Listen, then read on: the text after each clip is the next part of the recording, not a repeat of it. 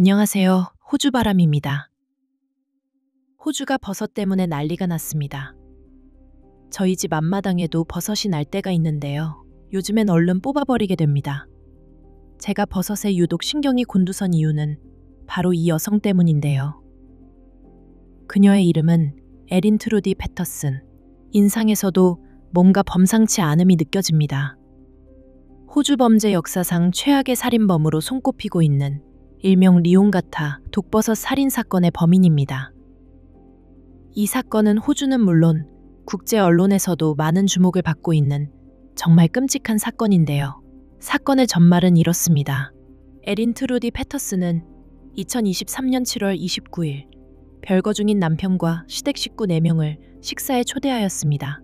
남편은 오지 않았고 시부모님을 포함한 시댁 식구만이 그녀를 찾았습니다. 그런데 조금 특이한 건 초대면 보통 초대한 사람의 집에서 식사를 대접하는데 그녀는 시댁으로 직접 가서 식사를 대접했다는 겁니다. 그녀는 식사 메뉴로 소고기 웰링턴을 준비했는데요. 바로 이 음식에 독버섯을 추가했던 겁니다. 저도 요리책에서 보았던 음식이었는데 참 만들기 힘들겠다 하고 그저 사진으로만 지나쳤던 요리였어요. 그녀가 하나하나 그 요리를 만들면서 가졌을 도끼가 느껴져 소름이 돋습니다.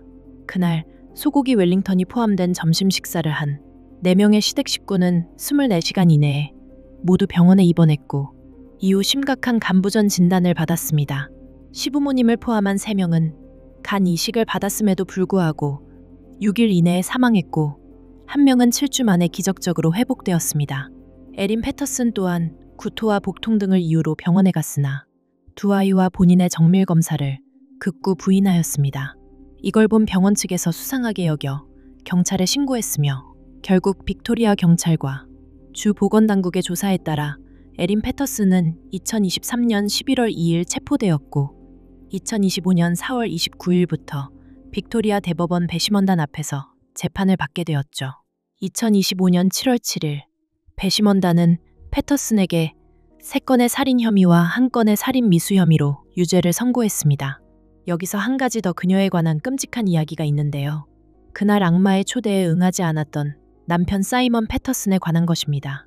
2015년부터 재정적 합의와 장기 별거에 들어갔던 그들이 결정적으로 돌아서게 되었던 사건이 있었습니다. 남편 사이먼은 2 아이를 양육하고 있는 그녀 집에 방문하여 아버지로서의 도리를 다하기 위해 노력해왔는데요. 2021년 11월부터 2022년 9월까지 위장 이상 증상으로 3차례나 입원하는 일이 발생했고 2번째 발생했을 때는 사이먼은 혼수 상태에 빠져 생명이 위태로운 수술까지 받아야 했습니다. 이 사건으로 임상실험을 진행했고 실험의 결과는 끔찍했습니다. 전문가의 보고서에 따르면 사이먼의 증상은 쥐약의 성분인 탄산바륨 섭취와 일치하는 것으로 나타났고 누군가가 사이먼의 음식에 쥐약을 탄 것으로 의심되었던 거죠. 이 사건이 그녀와의 관계가 소원해진 결정적 계기가 되었던 겁니다. 이런 그녀의 전적으로 미루어 보아 남편이 그녀에게 초대받은 그날도 가지 않았던 이유가 100번 이해가 되는데요. 남편 사이먼이 에린에게 초대해 갈 수 없다는 문자를 보냈을 때 실망스럽다는 답이 돌아왔었다고 합니다. 사이먼이 아마도 그의 부모님과 친척들을 말리지 못한 게 평생 철천지안으로 남을 것 같아 안타깝습니다. 남편과 시댁에 좋지 않은 그녀의 감정을 여러 사건들로 느끼고 있었던 시댁 식구들도 관계가 소원했었지만 마음 좋으신 시부모님께서 며느리의 초대를 거절하지 못해 이런 참변을 당하고 말았습니다. 이 사건의 검사 제인 워렌은 피해자들은 천천히 고통스러운 죽음을 당했고 범인이 철저한 계획과 준비를 실행했다면서 가석방 없는 종신형을 촉구했습니다. 에린 패터슨은 무죄를 주장했지만 경찰이 그녀를 범인으로 지목한 데에는 여러 가지 이유가 있었습니다.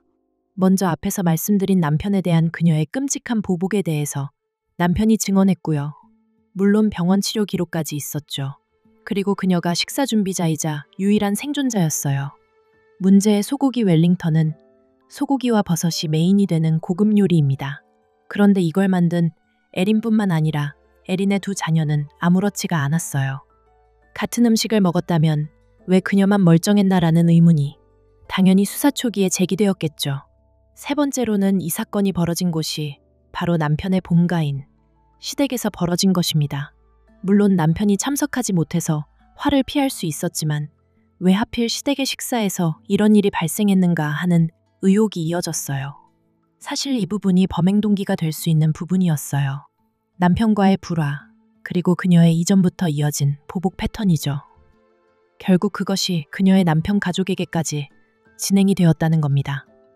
네 번째로 그녀의 진술이 모순이 많았어요. 처음에는 아시아 마켓에서 건조버섯을 구입했다고 진술했으나 그녀는 말을 바꿔 일부 버섯이 정원에서 수확된 것일 수도 있다 라고 말을 바꿨습니다. 마지막으로 경찰은 사건 직후 에린의 집에서 음식 쓰레기 처리기를 압수해서 내용물을 확인한 결과 그 안에서 독버섯의 흔적이 발견되었고 이것이 가장 결정적인 증거가 되었답니다.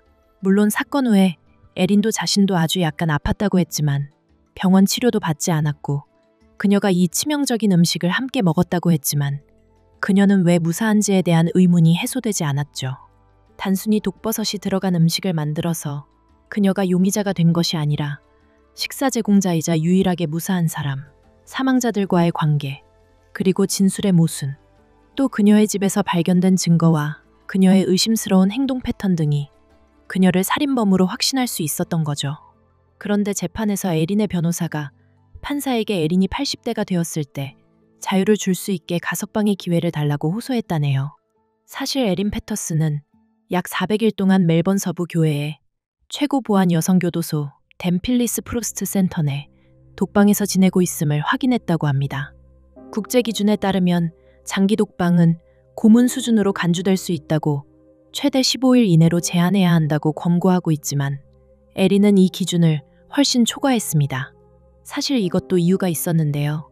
교도소 내의 다른 수용자들이 에린이 교도소에서 제공된 음식을 조작해 먹고 아팠다고 주장하면서 이를 근거로 식사 조작 혐의가 조사되었고 이 사건으로 인해 에린은 더욱 높은 수준의 격리 환경에 배치된 것이랍니다.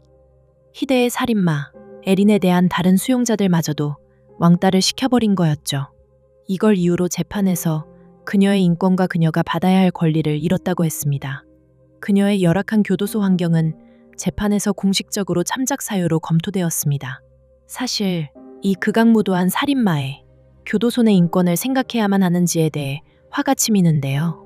그녀는 여전히 점심 식사 손님들의 죽음은 비극적인 사고라고 하면서 파이에 들어간 버섯들이 독이 있다는 사실을 몰랐다고 주장하는 이 세상 가장 뻔뻔한 살인마 에린 패터슨이 올바른 판결을 받는 것만이 정의는 살아있고 만인은 법 앞에 평등하다는 걸 보여주는 길이란 걸 판사님께서 아셨으면 좋겠습니다. 에린 패터슨의 두 자녀는 법정에서 이렇게 말했다고 합니다. 엄마는 최고의 요리사이며 아빠는 엄마를 괴롭히는 사람이라고 말입니다. 참으로 생각이 많아지는 증언이었어요. 아이들은 잘못이 없으며 그저 엄마의 세상이 그들의 세상의 전부였을 어린 아이들이 너무 불쌍했어요. 이제는 아빠 사이먼과 함께 살아가고 있는데요. 이 희대의 살인극 피해자 가족인 사이먼은 자신과 자녀들을 스토킹하고 집 창문을 두드린 기자들의 행동에 너무나도 힘들어하고 있습니다. 또 그를 향한 날선 비판도 끊이지 않고 있고요. 평안한 노년의 가족 3명을 죽인 살인마의 인권은 생각하면서 정작 피해자이면서 보호받아야 할 사람들에게 더 큰 상처를 입히는 것에는 왜 관심들을 갖지 않는 건지 안타까움이 앞서는데요.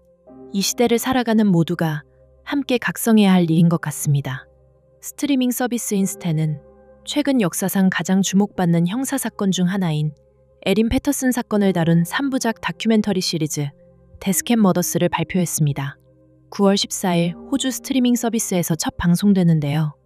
기자들과 함께 의사, 심리학자, 지역 주민, 버섯독, 전문가, 에린의 전 동료, 동급생 및 플랫메이트와의 인터뷰를 통하여 호주 빅토리아의 가장 악명 높은 작은 마을 비극에 대한 새로운 세부 사항, 알려지지 않은 관점, 그리고 더 깊은 진실을 보여줄 것이라고 합니다.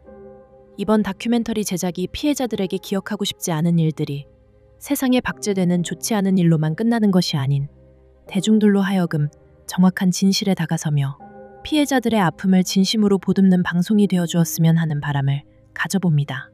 에린 패터슨은 2025년 9월 8일에 최종 형량이 선고될 것입니다. 이 재판에서는 하나님의 자비가 없었으면 좋겠습니다. 이상 호주바람이었습니다.